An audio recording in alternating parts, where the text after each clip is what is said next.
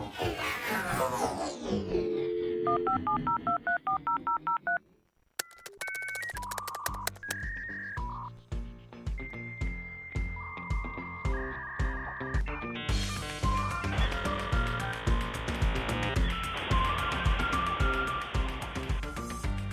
we go, another edition. Les Kevin, more tech from UTEC IT. Yeah. And today, Les, we got the guest. It took a lot of prodding, but we finally got him. And here's how the phone call went. It was, hey, I would love to have you on a podcast, and we're trying to do something here, and think it's relevant and would be really good. And man, Kannel, who's stupid enough to give you a microphone? This Les clown, don't know much about him. I'm only doing it if you get that Harrison guy out here. He's a pretty well-respected guy, and that's the only way I'm going to come. So with that, we had to reluctantly drag out Tom Harrison and bring in our guest, Andy LaBarre, who is Vice President of Governmental Policy Affairs for A2Y Chamber, one of the best chambers in the state. Yeah. It's Ann Arbor Ypsilanti Chamber, and also a county commissioner. Yes, sir. A great father. Thank An you. even better golfer, right? Is what he tell me? It's not quite the reality, though it is the vision. Yeah. Well, don't forget, we also had to get a speaker's fee to get a new MC in here with Tom. Yeah, that's going to cost us a couple cups of coffee, right? Yeah, Exactly. it's big. And more. And more. So Andy comes to us, and a little fact, we'll just lead right off with this. Andy was not able to get into Capital University. So Andy had to go to Wittenberg University in the great state of Ohio. Mm-hmm. And from there, how'd you get here? Well, yeah. So I grew up in Ann Arbor, and like most kids, in around the turn of the millennium, I said, "How do I get to Central Ohio?" And so I went to Wittenberg down in Springfield, Ohio, Clark County, and I think benefited from the proximity to capital, but not certainly that level of education or moral refinement. So I was lucky. I managed to matriculate through Wittenberg University, maintained grades and proficient literacy, managed to meet my wife there, and then spent 2 years working in D.C., came back 2006, and have been back in the area ever since. But that's our Columbus connection. Yeah. Yeah, so what's the driving force to, go from Ann Arbor to higher levels of, like, Central Ohio? Oh, sure. Well, when I was 18, I had things figured out. And so I knew my goal in life at that time was to play lacrosse in college, because that's an employable skill, and to be a veterinarian. And so Wittenberg had a good lacrosse team and program there, and they had a decent biology program and so forth. And until literally that first semester, freshman year, when chemistry came into the equation, and I realized, like, Wasn't all being a veterinarian dogs? is literally, in some cases, sort of like being a doctor for animals. It's so a lot like you've got to sort of know these things, and so I got half of that right, and that was the driving force. But in all seriousness, Megan, my wife, and I, we met there sophomore year, and Awesome. so well worth it, and great relationships and friends. And how'd you go from that to Well, Washington? he carried on that dream of being a vet. He got into the monkey business. He got into politics, right? So in all, here, let me say this. My bright idea my freshman year of college was, okay, I'm going to switch majors. I'm going to go from being on a track to be a veterinarian. I'm going to major in the area that's going to get me all sorts of job opportunities, religion. And then about junior year, I realized, like, wow, I may not have a job if I continue down this track. So I double majored in poli-sci. And again, my grand plan, senior year of college, literally I was a 21-year-old adult. And my idea was, I'll move to DC, I'll take some classes in Arabic, and I'll work for the State Department. That, makes perfect sense, except I was not fluent in Arabic. Yeah. I had no connections to the State Department. And I was unemployed in D.C. So I ended up working at a dog kennel, working the door at a bar, and got my first job in now late Senator Carl Levin's press office. Okay. And that was the unintended route that led me here. Interesting. The best laid plans of mice and men. Well, I think that Tom and I were on the IPSI chamber, and just background, and we had the discussions, right, Tom, about merging the two chambers, and for strategic reasons, we decided that was good, along with the folks from Ann Arbor, and we merged. And at the time, you were working for the late great Senate Congressman John Dingell, right? That's right. And that's where we knew you, and we had an opening. Right. So what year did the merger actually happen? I can't remember. Was it 12 or 2010? 2010? Yeah, right. I thought it was a little earlier than that. Okay. And then when did you join the chamber, Andy? So I came on board in April of 2011, and so we had just had for Mr. Dingell a relatively hard reelection campaign in 2010, and certainly from the staff level that was intense. I'd just gotten married and was wondering what was next, just because. And by hard, you meant he only got 89% of the vote versus 92, right? He got in the upper 50s, but you have to run scared. So we did, but the chamber merger had created the A2Y Chamber, and I think that was a great move both at the time and looking back. And so when there was that opening there, I remember Paul Gantz, Sean Duval, or Sion Duval, if depending on how you pronounce his name. Yeah, right. Is that guy still around? Well, he's another guy that needs to come out of his shell. So, those two and Diane met with me and went from there. So it's been 11 years, and so fortunate to be there and get to know folks like you. It's awesome. Good. Both of you guys are pretty active, engaged in the chamber with Andy. I had been on the Ypsilanti Chamber Board and the executive committee for several years, and then we had the merger, and I was on the board then. Did you ever chair that board, Kevin? No, but you did. I did in maybe 2012. There's no maybe about it. Was that the year? Boy, it's a long time ago. John Petz was the chair, I was vice chair, and then I became chair, and I can't remember if that was 2000. Yeah, maybe it was 2012. Yep. Yeah, a long time ago. 10 years now. Mm-hmm. Yeah. Like a decade. You what? Like a decade. Yeah. It is a whole decade. Time flies. They're all consecutive, huh? So, Andy, what did you think of these guys because I know what other business people in the community have said when they met these two guys, but what were your thoughts? Both Tom and Kevin, I think, I like to banter. I like to BS and sort of be with the guys a bit. So, I kind of liked him off the bat. Kind of was the key word. Right. Well, about like everyone else, right? But you know this dynamic. When you have a board member, there can be a friendship and there can be a professional relationship. But there's always got to be some awareness of the role they play in terms of fiduciary steward and in terms of person who you indirectly report to. So, yes, did like them, but also cognizant of that. Those are roles you're in, and they are real. Now, at I think maybe the 2013 or 14 CVB dinner, Tom made the most wonderful comment about the anatomical shape of a mushroom dish, and I won't repeat it. What is this? But I remember that and thinking like, I like Tom. Tom You'll have to remind me of that. I don't have any recollection of this.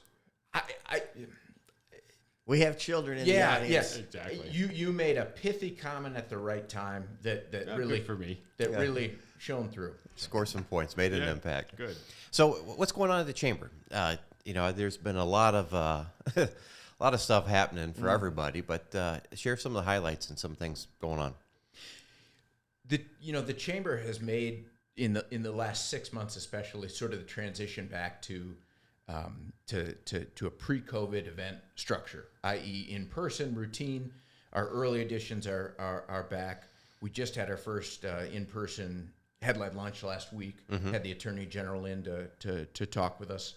So we've got some exciting events coming up in June. A candidate forum, a mix and mingle member event on the 16th, and then going to have an event on TriShare, which is a child care partnership between state employers and individuals, the end of June. But we're sort of easing back into what was pre-COVID, and I think the biggest thing that we as an organization drew out of that was the connections that folks have. You know, Tom, you and Kevin, for instance. Tom, when you were with Michigan Ladder, you probably had some level of connection and relationship with UTEC, but We were a customer there. So. there you are. But you also developed a personal relationship, a friendship, a human to human connection with Kevin on the board and other things, and you can't replicate those via Zoom, and you can't you can't develop them ahead of schedule. It takes time, and it takes sort of the personal bond. Yeah, and the moments that aren't scripted. So we found Such as the mushroom. Yeah, such as the mushroom. Yeah. So, and I think that that is how you develop relationships, is one-on-one. I do think things like Zoom and all of the technology that we have now helps you to maintain relationships that maybe you've already developed, but you can't develop them to the same level as if you're actually meeting face-to-face. No. I don't think there's any question about that. No, and I thought that's one thing we always did well with the chamber was we had great events. We had folks like Andy that made sure we had great programming. And I was out of town, but I heard the Nestle event was well attended and a good event. And I know we're back with doing that again. So that's exciting, I think, for the chamber. Yeah, and don't get me wrong. I have found in many roles that Zoom and virtual meetings have made some, let's be candid, meetings that you question afterward, was that truly necessary of an hour and a half of our life? It have made that better in some instances, but I agree. There's you can't replicate the in-person experience. No. There's only so many times you can see Tom saying, "I'm not a cat." But they truly do augment. They don't replace. Agreed. Yeah, agreed. Correct. Andy, how has the role of the chamber changed since you've been there? With COVID and everything else, are things different in terms of the function of the chamber and what it does? How it operates? Yeah, I think for our chamber, we're around 900 members, and primarily, Washtenaw County and a bit of the surrounding area. It's the informal connections and events that have become more important. Early edition's a great example. It used to be that was a set format. You had essentially a member come up and give a brief, pitch, for lack of a better term, and it's evolved into a different program content each month, and a focus on a chance just to be together in the room, and talk to each other human to human.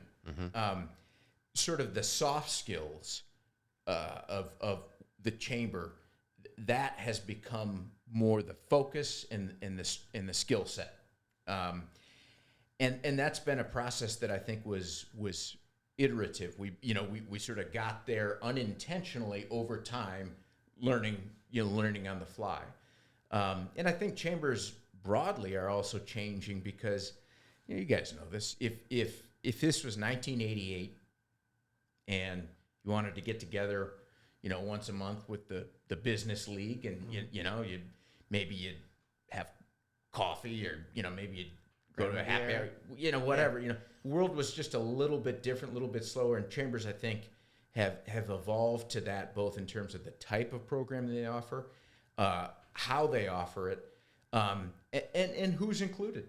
You know, I mean, I think if you looked at the average chamber event 40 years ago or even 20 years ago, it's a bigger, broader room, and I think it's exciting because you got young folks with their wild, crazy ideas about the interweb and all that. I mean, you know, just stuff that is new and different and exciting.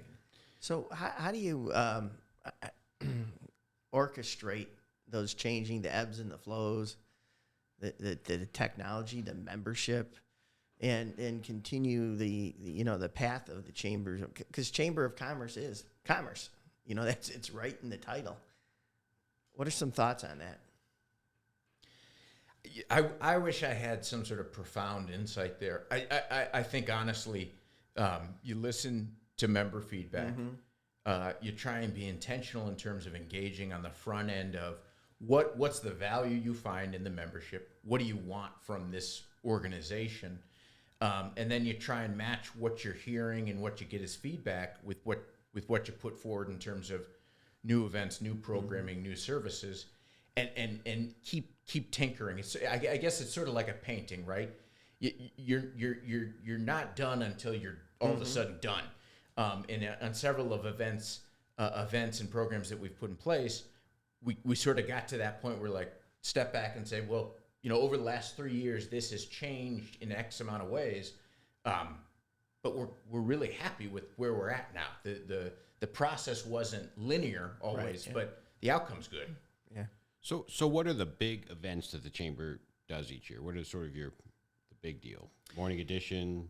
So early editions, that's monthly, January through June, then September through November. Impact, our policy event, annually in the fall. We put on headline lunches usually 3 or 4 times a year. Those tend to be policy focused as well, but not always. The golf outing. Kevin Van Kannel and Tom Harrison have attended chamber golf outings. And I can just tell you, Tom Harrison has never attended a golf outing. I don't know if I believe that. You've done the dinners. Yeah. Huh? You've done the dinners afterwards. I don't think so. Not for the golf outings. I'm not a golfer. We've had good feedback on the golf outing. One of the events that we also were really excited to have back in person was the year ender. Right. That was always a big event. Yep. That was great. We had it at EMU's Convocation Center, right? I guess they call it the Eagle's Nest. Yes. And it was really good to have that again back in person. Those are some of the big ones, but we're always trying to bring something new to the table. We had a great DEI event in March.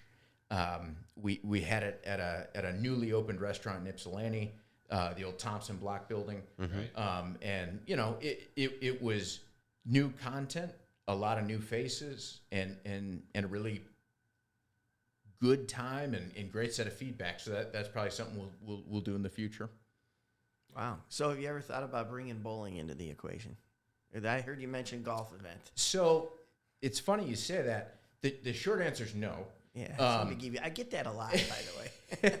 But we had a ribbon cutting about a month ago at Foaling. Okay, I did see that. Have you guys been there? I have. No, I haven't been there, but I've heard of this. If people ever wonder, is America the greatest nation on earth? Foaling is the answer to say affirmatively, yes. And don't ever doubt it. I mean, it's essentially a warehouse with impromptu bowling lanes that you throw objects at, like footballs. And other stuff, to knock over pins. There's a huge bar. I mean, it's a terrible concept on paper and with logic. But when you get it going, I mean, it's a lot of fun. And, how did we not do this? Yeah, why did we think of this sooner? Yeah. Exactly. So the other one that strikes me in that same realm is I think is a brilliant concept, is get a bar where people can get drunk and then have them throw axes. Axe throwing is right up there in that realm. Well, and it's good to see technology coming to the fore. Right. I mean, axes are new in human development. Right. So yeah. There are some bread and butter things that human beings like to do. Right. You know? I find foaling very difficult. I was going to tell you. Have you done it? Oh yeah, I've done it a little bit. Yeah. And I've done a little axe throwing. Yeah. What's in store, or what are you side tहाking town about for coming impact this year? It will depend. It will probably be focused on some of the ballot issues that will be asked. But we're in sort of a tricky spot because you don't know these days which ones are going to get the signatures and which signatures are going to be valid. My guess is there'll also be some focus. There's a term limit proposal, which, to be totally candid, is sort of something that will excite no one, but maybe everybody could live with. You basically allow folks to serve a little bit longer in one chamber or the other, and you have increased financial disclosure in terms of campaign finance. We'll see how it goes, but likely those ballot issues will be the focus, Tom. So what do you see as the big ballot issues coming up this year? Probably that one. I mean, in terms of the substance of, how Michigan runs its government and the impacts on, normal human beings, that stuff. There's geeky technical stuff I could get into, but that's the one that's the big one you see. Decent people like you and others would care about. Yeah. Is this the dry wit coming out on that last Oh, sentence? yes. Well, no, your background in politics, we teach about it and have fun with it, but I think your connection and certainly Congresswoman Debbie Dingell has been very supportive of the chamber and businesses the last couple of years, and it's been nice for you to be able to bring those resources to the chamber and connect folks there, I think. Yeah, and, we all have the things in life that we are passionate about and that we develop some expertise, not because of some innate intelligence, but because we find it so interesting. We dig in, that's where we get our experience. And, for me, that's politics and policy. It is a helpful tool when you need it, especially as, as a business or just as a, citizen in general. But Kevin, it's true. I think you and Tom have occasionally given me what I would call good-natured grief, a little ribbing, if you will, about some of the tomfoolery. We call it correction. Yeah. Sage advice. Yeah. So, Andy, you threw a word out there, passion. What are you, at a personal level, what are your key passions? Mike, I think it's easy to say my kids. And, the truth is, they, if you're a parent, generally you come to this conclusion, they're the most important thing you do and that you sort of contribute to humanity. Right. Yep. And not to, get esoteric here on a Friday morning, but, obviously that, seeing them grow and develop and become, their own human beings, right. That's amazing. In terms of sort of a passion that is maybe not as high-minded, I'm a huge fan. There's a game I play, golf, and it's a great game because you can play it over and over again. You can never beat it. And you can always delude yourself into thinking that you're just one move away, from perfection. So golf is what I describe as my passion. Sort of, mundane passion. Yeah. Oh, good for you. I like the concept of self-delusion. I mean, that's so important in sports because you got to always hope you're going to be able to get better. So I turned 40 last week. And I appear older. Birthday. I'm sorry. Yes. I think golf is the perfect marriage of the ability to execute at a physical level what you've conceptualized in your head in terms of a plan or a process, right? And the older I get, the less I can depend on the physical set, the more I appreciate that. So I'll give you one to add on to that. I'm not going to bring bowling up, but like on my phone, I've got 911 program because this afternoon, I'm going to meet a group of people at 6 o'clock. We're going to play pickleball. Mm-hmm. So in my mind, there's a variety of things that are going to happen, but it's not going to happen in reality because of the self-delusion. But you always got to have 911 Just in case. Yes, because if I go down, man, I want to get somebody out there. I quick. tore my ACL my senior year of college. I was 21, and I was, probably in the best shape I'm ever going to be in. And Yeah. the thought of doing that now at 40, dust would shoot out of my knee. I mean, you would need to have a plan in place, let alone the wildness of pickleball. So It's crazy. Well, and Andy says his golf games allowed him to be a great county commissioner because he's seen more parts of the county than anybody else. You know what I mean? Oh, getting the ball. And well, that and Running around golf courses. I take no offense at the slight you just threw my way, Kevin. I would proudly say Pierce Lake Golf Course, a Washtenaw County Parks and Rec Commission run and owned facility. Mm-hmm.